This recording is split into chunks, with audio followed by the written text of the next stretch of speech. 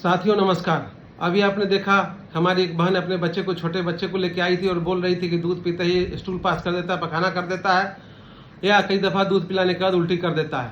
तो यदि आपका बच्चा भी ऐसा करता है तो आइए कुछ जानकारी आपसे साझा करता हूँ। ये दोनों चीज़ें बिल्कुल नॉर्मल है, इसके लिए आपको किसी तरीके की चिंता करने या किसी इलाज की आवश्यकता नहीं है आपके बच्चे को।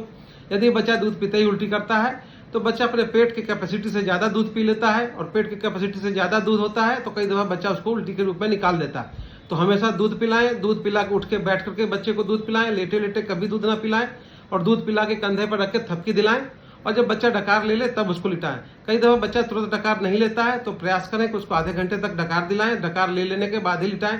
अन्यथा यदि आप बिना डकार लिए लिटाते हैं बच्चे को और बच्चे को लेटे में सोते समय डकार आया और मुंह में उसको तरल पदार्थ या दूध आ गया और गलती से वो बाहर नहीं निकला और सांस की नली में चला गया, यानी बच्चे ने एस्पिरेट कर लिया, तो बच्चे की जान जाने का खतरा रहेगा। तो इसलिए हमेशा ध्यान रखें कि बच्चे को दूध पिला के कंधे पर थपकी अवस्था दिलाएं और डकार दिला के ही तब लिटाएं। दूसरी बात, जो बच्चा बार बार दूध पिलाने का थोड़ा थोड़ा स्टूल पास करता है वो भी नॉर्मल है।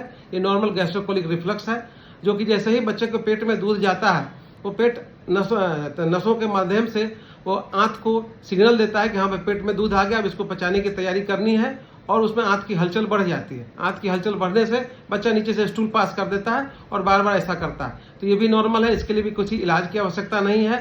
हाँ, सावधानी रखना है, यदि बच्चा कोई पैखाने में ब्लड आ रहा है, बार बार पैखाना कर रहा है और उसका वजन कम हो रहा है, बच्चा सुस्त हो रहा है या बुखार हो रहा है, तो अवश्य अपने आसपास के डॉक्टर से मिले। आज के लिए इतना ही, बहुत बहुत धन्यवाद।